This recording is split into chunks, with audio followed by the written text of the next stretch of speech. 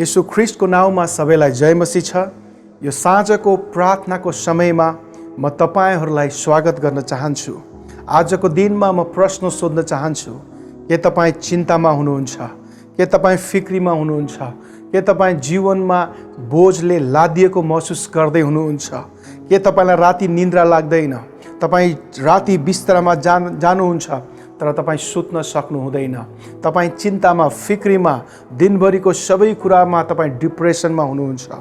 यो घडीमा म भन्न चाहन्छु कि परमेश्वरको वचनले आजको दिनमा तपाईँलाई छुन चाहनुहुन्छ। तपाईँको हृदयमा उहाँले शान्ति ल्याउन चाहनुहुन्छ। यदि हामी भजन सङ्ग्रहको पुस्तकमा हामी हेऱ्यौँ भने वचनले के भन्छ? भजन सङ्ग्रह त्यसको 77 अध्याय हामी आज हेर्नेछौँ।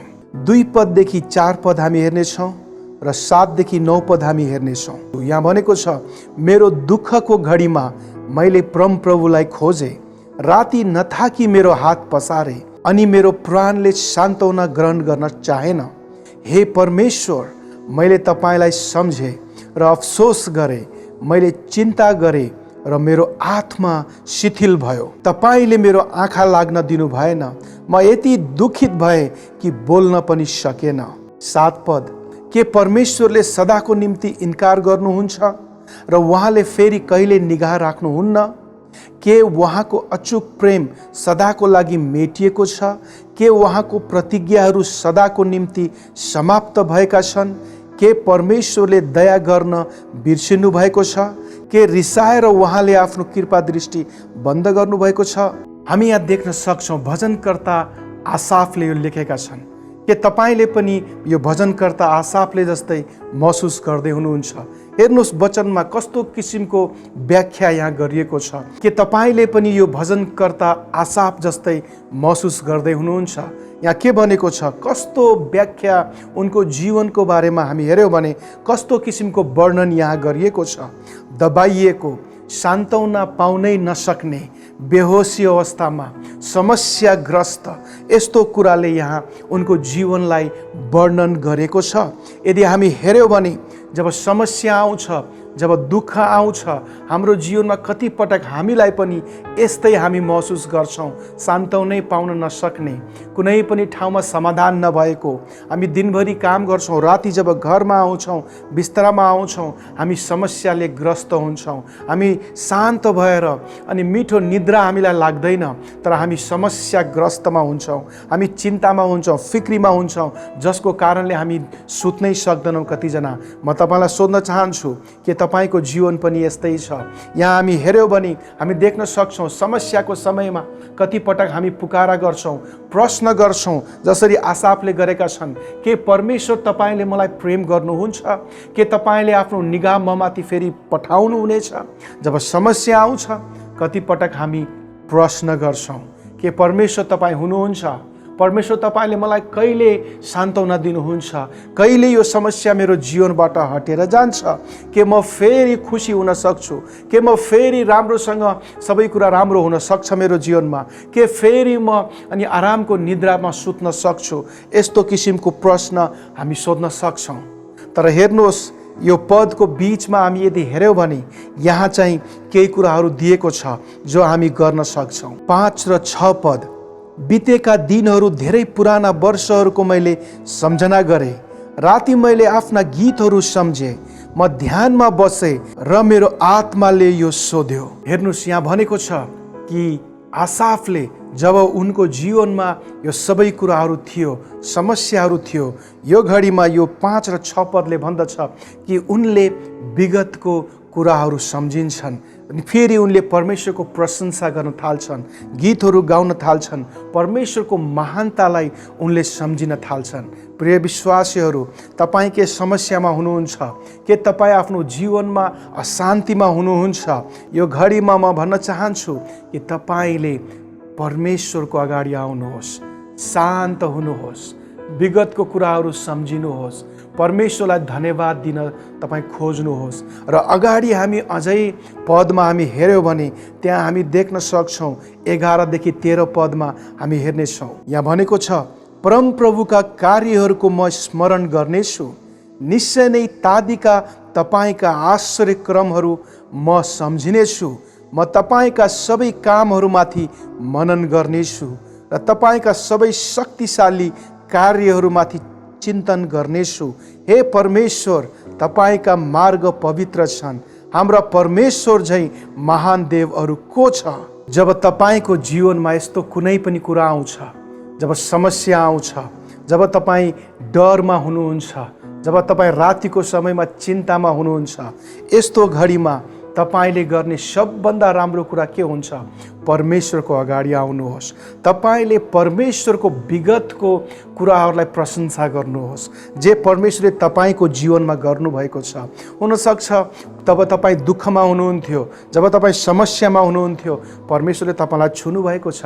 परमेश्वरले तपाईँलाई छुनुभयो, परमेश्वरले तपाईँलाई रोगहरू निको पार्नुभयो। हामी बाइबलमा तपाईँ पढ्न सक्नुहुन्छ। बाइबलको कुराहरू सम्झिनुहोस्, कसरी परमेश्वरले इजरायलीहरूलाई निकालेर ल्याउनु भयो, कसरी परमेश्वरले अब्राहमको जीवनमा आफ्नो प्रतिज्ञा पुरा गर्नुभयो, कसरी परमेश्वरले यो संसारमा धेरै मानिसहरूलाई छुनुभएको छ। तपाईँको जीवनमा भएको यो सबै कुराको लागि तपाईँले परमेश्वरलाई धन्यवाद दिनुहोस्, सम्झिनुहोस्। सबभन्दा राम्रो कुरा हुन्छ जब राति निद लाग्दैन, तपाईँ चिन्ताले तपाईँको आँखा बन्द हुँदैन, तर तपाईँको दिमाग त्यही समस्यातिर, त्यही चिन्तातिर गइरहन्छ। त्यो बेलामा हुनसक्छ भने तपाईँले कपी लिनुहोस्, कलम लिनुहोस्, तपाईँले परमेश्वरले गरेको विगतको कामलाई सम्झिनुहोस्, स्मरण गर्नुहोस्, तपाईँले लेख्न सुरु गर्नुहोस्, तपाईँले परमेश्वरलाई धन्यवाद दिन सुरु गर्नुहोस्। यसले के गर्छ? यसले तपाईँको जीवनमा कहिले पनि नहल्लिने विश्वासलाई उत्पन्न गराउँछ। यसले के गर्छ? तपाईँको वर्तमान जुन समय छ, वर्तमान समयमा परमेश्वरको उपस्थिति तपाईँको हृदयमा लिएर आउँछ र तपाईँको भविष्य जुन छ त्यसलाई परमेश्वरको कुराहरूले भर्दछ। प्रिय विश्वासीहरू, चिन्तामा नहुनुहोस्। परमेश्वरको वचनमा यदि हामी हेऱ्यौँ भने भजन सङ्ग्रह 16, 7 र 8, मलाई सल्लाह दिनुहुने परमप्रभुको प्रशंसा म गर्नेछु। मेरो हृदयले राति पनि उहाँलाई अर्ती दिन्छ। मैले परमप्रभुलाई सधैँ मेरो सामुन्ने राखेको छु। उहाँ मेरो दाहिने हाततर्फ हुनुहुन्छ, यसकारण म डग्ने छैन।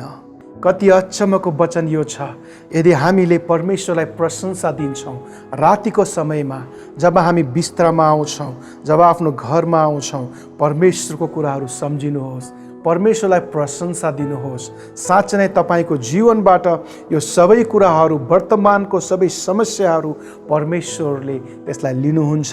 तपाईँको चिन्तालाई उहाँले आनन्दमा परिणत गर्नुहुन्छ।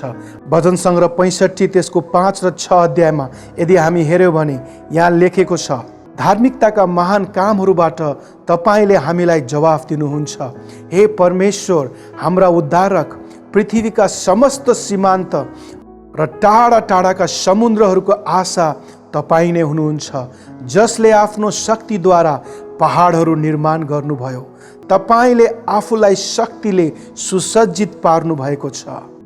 प्रिय प्रभुका जनहरू, यदि तपाईँको जीवनमा यो साँझको समयमा कुनै पनि चिन्ता छ भने, कुनै पनि शङ्का छ कि परमेश्वरले मलाई प्रेम गर्नुहुन्छ कि हुँदैन, यदि परमेश्वरले प्रेम गर्नुहुन्छ भने किन मेरो जीवनबाट यो दुःख, यो समस्या, यो पहाड जस्तो कुराहरू मेरो जीवनबाट हटेको छैन, त्यो बेलामा तपाईँले सम्झना गर्नुहोस् कसरी परमेश्वरले आफ्नो पुत्र येशू ख्रिस्टलाई पठाउनु भयो र तपाईँको पापहरू उहाँले धुनुभएको छ र तपाईँलाई सधैँको लागि परमेश्वरसँग उहाँले एक बनाउनु भएको छ र अनन्तसम्म तपाईँ परमेश्वरसँग तपाईँ रहनुहुनेछ।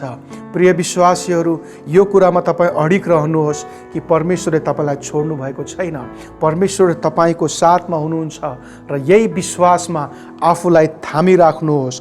कहिले पनि तपाईँ चिन्तित नहुनुहोस्, कहिले पनि शङ्कालाई आफ्नो जीवनमा आउन नदिनुहोस्, किनभने यस्तो गाह्रो परिस्थितिमा, हाम्रो यस्तो नराम्रो परिस्थितिमा, तपाईँको जीवनमा यो सबै दुःखको बिचमा नै परमेश्वरलाई थामिराख्नुहोस्।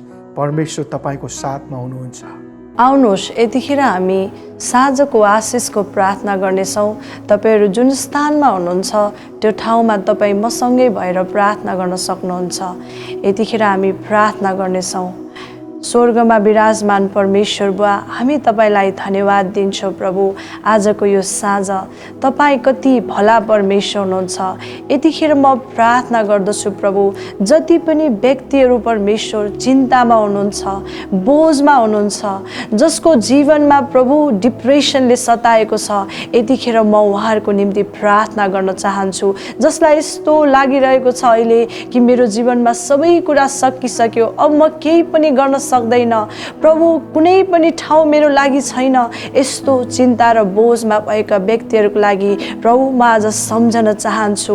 म तपाईसँग पुकार गर्न चाहन्छु प्रभु। तपाईँ प्रतिज्ञाका परमेश्वर हुनुहुन्छ। जुन प्रतिज्ञा तपाईँले हामीलाई गर्नुभएको छ प्रभु, हाम्रो जीवनमा शान्ति लिएर आउने, हाम्रो जीवनमा आशिष दिने, त्यो प्रतिज्ञा तपाईँले पुरा गर्नुहुन्छ पिता। यो चिन्ता, बोझ र सबै डिप्रेसनले लादिएका एक एक व्यक्तिलाई परमेश्वर आजको दिन तपाईँको प्रतिज्ञा म याद दिलाउन चाहन्छु। तपाईँको जीवन सकिएको छैन, परमेश्वरले तपाईँलाई उठाउँदै हुनुहुन्छ। परमेश्वरले तपाईँका सबै चिन्ताहरूलाई लिँदै हुनुहुन्छ। जति पनि व्यक्तिहरू ऋणले लादिएर चिन्ता र बोझमा हुनुहुन्छ, यतिखेर परमेश्वरको जीवन, परमेश्वरको आशिष, परमेश्वरको अनुग्रह म उहाँहरूको जीवनमा बोल्न चाहन्छु। म परमेश्वरसँग प्रार्थना गर्छु पिता, उहाँहरूको सबै किसिमका चिन्ताहरू, ऋणका प्रभु बोझहरू तपाईँ यीशु ख्रीष्टले लिनु भएको होस्। परमेश्वर तपाईँको सुरक्षा,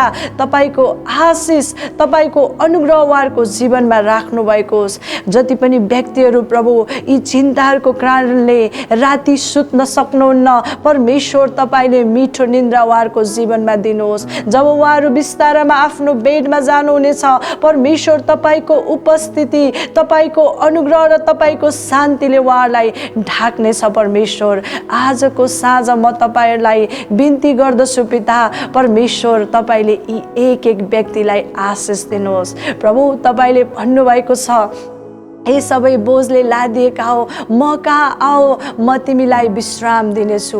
प्रभु यी व्यक्तिहरूलाई आज विशेष गरेर म यी चिन्ता र बोझले लादिएका, सबै कुरा सकियो भनेर केही पनि आशा नभएका व्यक्तिको निम्ति प्रार्थना गर्दछु पिता। उहाँहरूको जीवनमा तपाईँले आशा ल्याउनु भएको छ, उहाँहरूको जीवनमा तपाईँले शान्ति लिएर आउनु भएको छ, उहाँहरूका सबै रोगहरू परमेश्वर तपाईँले लिनुभएको छ। धन्यवाद छ प्रभु, तपाईँले हाम्रो प्रार्थना सुन्नुभएको लागि। धन्यवाद छ प्रभु, तपाईँले आजको यो साँझ हाम्रो पुकारालाई तपाईँले ग्रहण गर्नुभएको लागि म विश्वास गर्दछु प्रभु।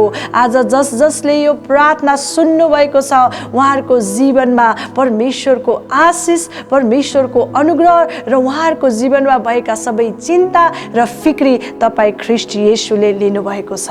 धन्यवाद प्रभु, तपाईँले स्वर्गको ढोका खोलेर हाम्रो प्रार्थनालाई ग्रहण गर्नुभएको लागि धन्यवाद चढाउँदै सबै बिन्ती पोकाएर माग्छौँ ख्रीष्ट येशू प्रभुको नाउँमा, आमेन।